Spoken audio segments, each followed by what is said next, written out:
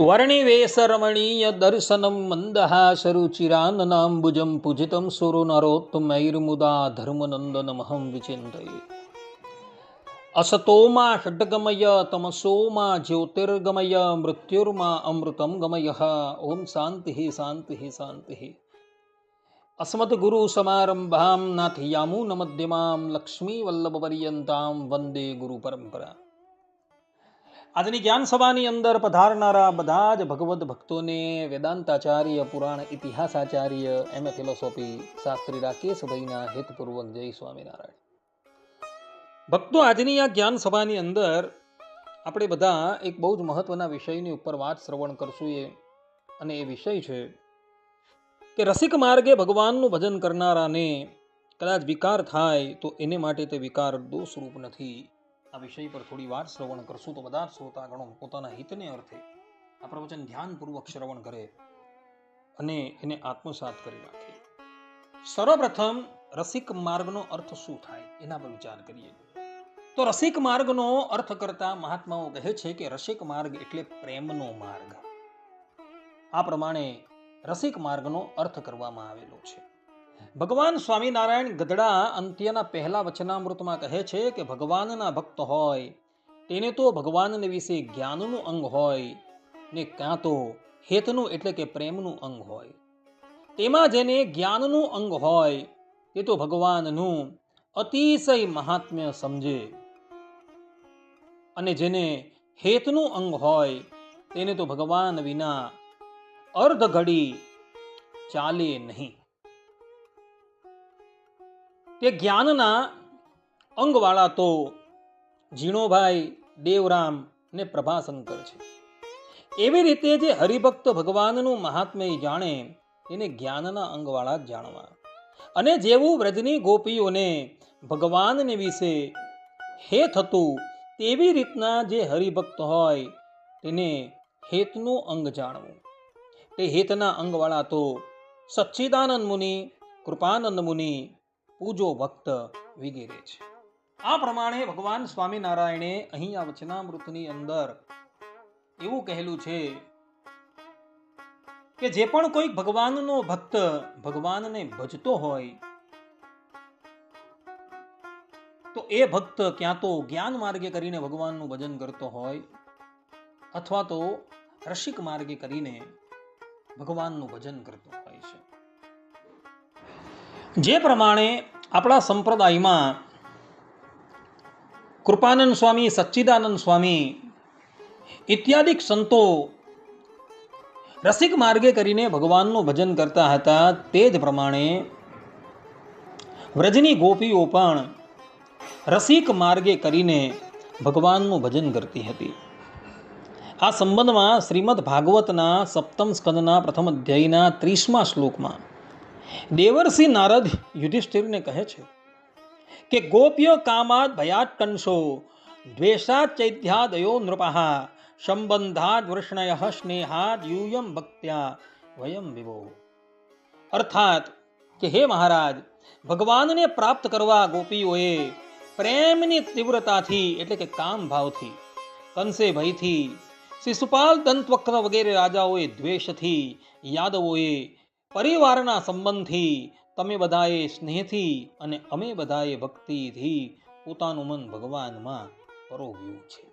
આ પ્રમાણે વ્રજની ગોપીઓ કામ ભાવથી અર્થાત કે સ્નેહ ભાવથી, રસિક ભાવથી ભગવાનનું ભજન કરતા હતા.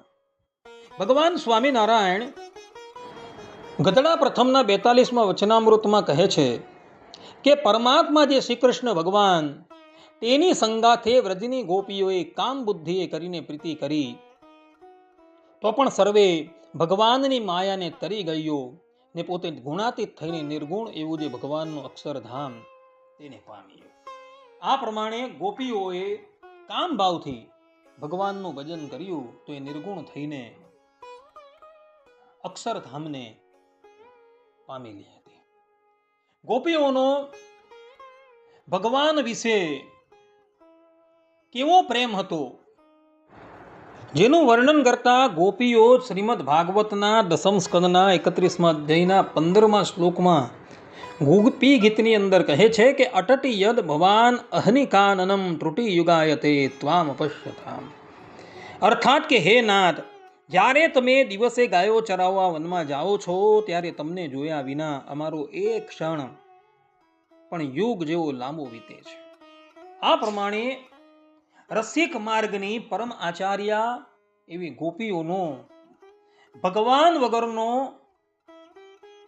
સમય છે, અર્થાત કે એક એક ક્ષણ છે એ પણ એક એક યુગના જેવી જતી હતી. અને એટલે માટે દેવર્ષિ નારદ ભક્તિ સૂત્રમાં કહે છે કે ભક્તિ કોના જેવી? તો યથાવ્રજ ગોપિકા નામ. અર્થાત કે જેવી ગોપીઓએ ભક્તિ કરી તેવી ભક્તિ. ભગવાન સ્વામિનારાયણ પણ વચનામૃતમાં કહે છે કે ગોપીઓના જેવી ભક્તિ. આ પ્રમાણે દેવર્ષિ નારદ, પરબ્રહ્મ પરમાત્મા ભગવાન શ્રી હરિ ઇત્યાદિ બધા જ ગોપીઓના આ પ્રેમ ભાવના મુખફાટ વકાણ કરેલા છે. ભગવાનના ભક્તો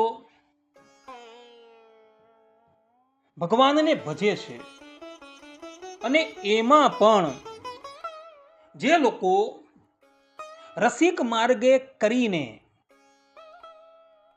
પ્રિયા પ્રીતમના ભાવથી ભગવાનનું ભજન કરે છે, અને કદાચ એ લોકોના મનની અંદર જો વિકાર થઈ જાય ને, તો એ વિકાર એને માટે દોષરૂપ નથી, એવું સદગુરુ નિત્યાનંદ સ્વામી સાંડિલ્ય ભક્તિ સૂત્રની ટીકાની અંદર કહે છે. ત્યાં નિત્યાનંદ સ્વામી સાંડિલ્ય ભક્તિ સૂત્ર 1-2-12 ટીકાની અંદર કહે છે કે એવ નિત્યાત્મ સુખાનુભૂત્યા વ્યુદસ્તમાય પરમો અંગ કિમ પુનઃ ઇતિ ઇત્યાદિ સ્મૃતિ વાક્ય કદંબેર યત સંબંધિન કામાદયોપી નિરતિશય નિશ્રેયસ કરાહ. અર્થાત કે સ્મૃતિ વાક્યોના સમૂહથી જે ભગવાન સંબંધી કામાદિ વિકારો પણ આત્યાંતિક શ્રેયને આપનાર છે, તો સાક્ષાત પરમ આનંદમય મૂર્તિ તે ભગવાનને વિશે કરેલો પરાનુરાગ કેમ ત્યાજ્ય કહેવાય?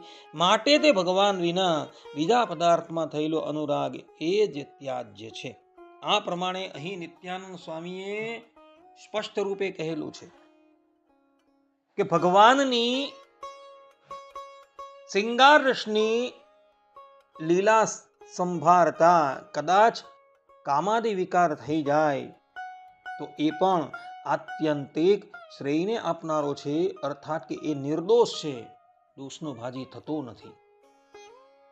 એ જ પ્રમાણે શ્રી વલ્લભાચાર્યજી શ્રીમદ ભાગવતની સુબોધિની ટીકાની અંદર કહે છે કે સર્વ દોષ વિવર્જિતમ નિર્ગુણમ સચ્ચિદાનંદ રૂપમ પ્રાકૃતમ વિષયમ ત્યક્ત્વા અપ્રાકૃત સ્મરેદ હરિમ. અર્થાત કે પ્રાકૃત એટલે કે લૌકિક વિષયો અને સ્ત્રી પુરુષ પ્રત્યેનો કામ ભાવ જ દોષરૂપ છે, તેને ત્યજી દેવો જોઈએ. ભગવાન તો સચ્ચિદાનંદ રૂપ અને સર્વ દોષોથી પર છે. ભગવાનની કામ વિજય લીલા એ કામદેવને જીતનારી અપ્રાકૃત લીલા છે.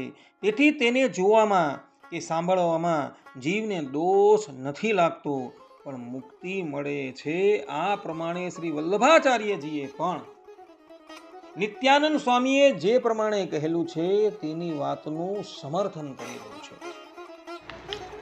આ પ્રમાણેની વસ્તુ સ્થિતિ હોવા છતાં પણ કોઈક વ્યક્તિ દુરાગ્રહથી એવું કહે કે ભાઈ રસિક માર્ગે કરીને ભગવાનનું ભજન આપણે કરીએ છીએ અને વિકાર થાય છે, એના કરતાં તો આપણે રસિક માર્ગને પડતો મૂકવો અને રસિક કીર્તનોને ક્યારેય પણ ગાવા નહીં.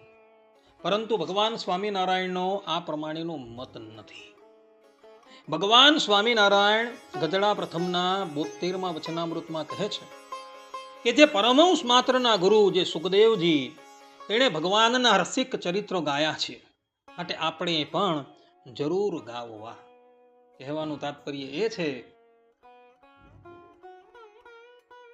કે સાક્ષાત ભગવાન શંકરના અવતાર અને પરમહંસ માત્રના ગુરુ એવા સુખદેવજી મહારાજે પણ શ્રીમદ ભાગવતમાં આવતા ભગવાન શ્રી કૃષ્ણ અને ગોપીઓના રસિક ચરિત્રો ગાયેલા છે.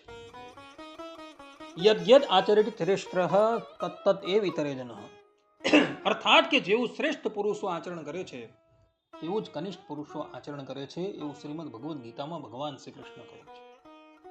એટલે સુખદેવજી મહારાજે રસિક માર્ગના કીર્તન ગાયા છે, તો આપણે પણ રસિક માર્ગના કીર્તન ગાવા, એમાં દોષ નથી, કારણ કે ભગવાન સ્વામિનારાયણની આજ્ઞા છે. અને એ કીર્તન ગાતા જો કદાચ મનની અંદર વિકાર આવે ને, તો એ વિકાર દોષરૂપ નથી, એવું નિત્યાનંદ સ્વામીએ અહીં સાંડિલ્ય સૂત્રની ટીકામાં તથા શ્રી વલ્લભાચાર્યજીએ શ્રીમદ ભાગવતની ટીકાની અંદર કહેલું છે.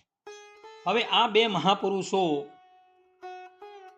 એઓએ પોતાના ગ્રંથની અંદર આ વાત કહેલી છે, તો આપણે એ વાત માનવાની છે. અને ભગવાનના રસિક કીર્તન ગાતા અથવા તો રસિક માર્ગે કરીને ભગવાનનું ભજન કરતા જો કદાચ વિકાર થાય, તો એ વિકાર દોષ માટે કલ્પાતો નથી. આટલું કહીને હું મારી વાણીને અહીં વિરામ આપું છું. સર્વે સંતુ નિરામયઃ, સર્વે સુખીનો ભવંતુ, સર્વદ્રાણી પશ્યંતુ, મા કશ્ચિત્તુ ભાગ ભવેત. અસ્તુ. જય સ્વામિનારાયણ.